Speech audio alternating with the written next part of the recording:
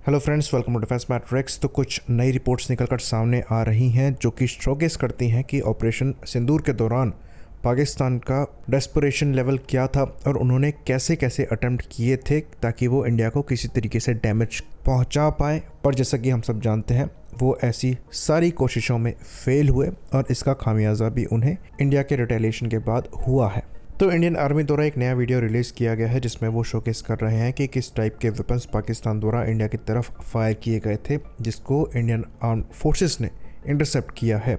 ये weapons heavy damage पहुंचा सकते थे अगर ये अपने इंटेंडेड टारगेट को हिट करते। थैंकफुली ऐसा नहीं हो पाया इंडियन आर्म्ड फोर्सेस की वजह से। तो यहाँ पर इनकी कोशिश थी गोल्डन टेम्पल को हिट करने की, जैसा कि इंडियन आर्मी द्वारा क्लियर करी गई, जिसके अंतर्गत इन्होंने मल्टीपल ड्रोन्स जो हैं गोल्डन टेम्पल की तरफ भेजे थे। तो इनमें से कई interception Akash air defence systems, Indian Army की शॉर्ट रेंज ओसा AK और L-70 जैसे सिस्टम द्वारा किए गए थे। तो यहाँ पर बेसिकली नैरेटिव ये दिखाना था कि इंडियन आर्म्ड फोर्सेस द्वारा ही सिखों के गोल्डन टेम्पल पर अटैक किया गया है ताकि इंटरनल रिफ्ट यहाँ पर आ सके और पाकिस्तानी आर्मी को आसानी हो इंडिया के अगेंस्ट लड़ने से। और ये चीज़ पाकिस्तान द्वारा ऑफिशियल चैनल से चिल्ला कर कही जा रही थी कि इंडिया हो सकता है गोल्डन टेम्पल पर अटैक करे और अगर यहाँ पर पाकिस्तान का एक भी ड्रोन गिर जाता और कुछ डैमेज हो जाती तो वो इस चीज़ को और बढ़ा चढ़ाकर इंटरनली चीज़ों को खराब करने की कोशिश करते। यहाँ तक कि उनके द्वारा ये भी कहा जा रहा था कि जो सिख सोल्जर्स हैं वो पाकिस्तान के अगेंस्ट इंडिया की तरफ से हथियार नहीं उठाएंगे, जबकि हमारी एयरफोर्स ने ही सबसे ज़्यादा डैमेज पाकिस्तान में करी है जिसको लीड एक सिख एयर चीफ मार्शल कर रहा है। तो ये आयरनी है। पाकिस्तान की कोशिश हमेशा से रही है इंडिया के अंदर रिलीजन के मामले में चीज़ों को भड़काने की ताकि पाकिस्तान के अगेंस्ट में इंडिया वीक हो सके, और वो हर बार इस चीज़ में फेल हुए हैं। तो ये जो खालिस्तानी मूवमेंट है ये इसी एक्सपेरिमेंट का पार्ट है। बाकी एक और चीज़ यहाँ पर समझने वाली है। तो DGPR द्वारा एक प्रेस कॉन्फ्रेंस के दौरान कहा गया था कि इंडिया ने करीबन 6 बैलिस्टिक मिसाइल्स लॉन्च करी हैं जिसमें से कई जो हैं ये इंडिया में ही गिर गई हैं, स्पेशली पंजाब में खासकर। तो कोई भी स्टेबल माइंड इस चीज़ पर भरोसा नहीं करेगा, लेकिन ये एक्चुअली एक कवर अप था पाकिस्तान की फेल्ड बैलिस्टिक मिसाइल स्ट्राइक्स का जो कि उनके द्वारा करी गई थी। पंजाब में भी कई मिसाइल्स उन्होंने मारी थी, साथ ही साथ उन्होंने लाइकली दिल्ली की तरफ भी एक मिसाइल लॉन्च करी थी जो कि सिरसा के ऊपर इंटरसेप्ट कर ली गई थी। तो उस समय ये लग रहा था कि इनकी फतह बैलिस्टिक मिसाइल्स हो सकती हैं जिनके बारे में हमने चर्चा भी करी थी, जो कि एक्चुअली एक लॉन्ग रेंज का रॉकेट ही है जिसको ये बैलिस्टिक मिसाइल्स बताते हैं। अब यहाँ पर समझ में आ रहा है कि ये एक्चुअली इनकी प्रॉपर बैलिस्टिक मिसाइल थी जिसे ये शाहीन बुलाते हैं, और शायद इसी के बाद चीज़ें ज़्यादा एस्केलेट हुई और इंडियन एयरफोर्स ने रिप्लाई में इनके 11 एयरबेसेस को टारगेट किया और सीरियसली डैमेज किया। साथ ही साथ इनके न्यूक्लियर साइट्स के आसपास मैसेजिंग के तौर पर भी कुछ स्ट्राइक्स करी।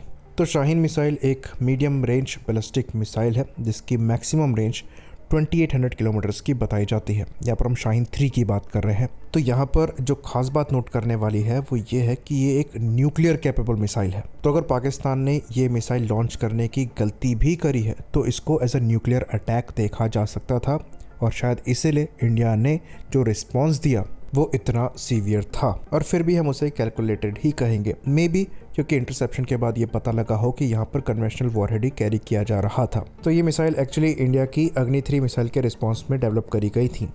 यहाँ पर इंटरसेप्शन किसको यूज़ करके किया गया है इस पर ज़्यादा चर्चाएँ नहीं हो रही हैं, पर अगर सीरसा के ऊपर इंटरसेप्शन हुआ है तो यहाँ पर मोस्ट लाइकली MRSAM और पिचोरस का इस्तेमाल किया गया है जो कि स्पेसिफिकली बैलिस्टिक मिसाइल इंटरसेप्शन के लिए डेवलप नहीं करी गई हैं। और अगर इनके द्वारा ये इजीली इंटरसेप्ट कर ली गई तो शोकेस करता है कि पाकिस्तान की बैलिस्टिक मिसाइल कैपेबिलिटीज़ कहाँ पर हैं, और अगर ये गलती से न्यूक्लियर आर्म्ड होती तो पाकिस्तान ख़त्म था, क्योंकि उनकी एयर डिफेंस की परफॉर्मेंस तो हम लोगों ने देख ही ली।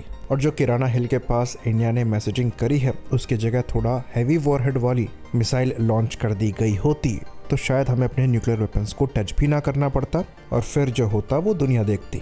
तो बैलिस्टिक मिसाइल इंटरसेप्शन कोई आसान बात नहीं होती है। ऑल्दो इंडिया का जो बैलिस्टिक मिसाइल डिफेंस प्रोग्राम है उसका फेज़ 1 एक्टिव है, तो यहाँ पर हम एक्सो एटमॉस्फेरिक और एंडो एटमॉस्फेरिक दोनों तरीके के इंटरसेप्शन कर सकते हैं। इवन जो मिर्व कैपेबल मिसाइल है उनकी मिर्व स्टेज से पहले ही उनका इंटरसेप्शन किया जा सकता है। ये कैपेबिलिटी इंडिया के पास एग्जिस्ट करती है, हमने ASAT प्रोग्राम में ये चीज़ प्रूव करी है। इसके रिस्पांस में पाकिस्तान के पास कुछ भी नहीं है। इवन जो उनके बेसिक एयर डिफेंस सिस्टम है जो कि वो चाइना से लेकर आए हैं वो बेसिक क्रूज मिसाइल्स को इंटरसेप्ट करने में भी नाकाम रहे थे। और यहाँ पर खाली सुपरसोनिक ब्रह्मोस की बात नहीं हो रही है, मल्टीपल सबसोनिक स्कैल्प मिसाइल भी इंडिया ने लॉन्च करी थी, जिनको वो पूरी तरीके से इंटरसेप्ट नहीं कर पाए थे। हाँ, कुछ मिसाइल्स इंटरसेप्ट हुई थी, पर मैक्सिमम ने टारगेट्स को हिट किया था। तो अगर कोई भी सेंसिबल पाकिस्तानी होगा तो वो अपने एयर डिफेंस सिस्टम्स पर क्वेश्चन उठाएगा और अपनी अथॉरिटीज़ पर भी क्वेश्चन उठाएगा कि आप बैलिस्टिक मिसाइल्स का इस्तेमाल कर रहे हैं।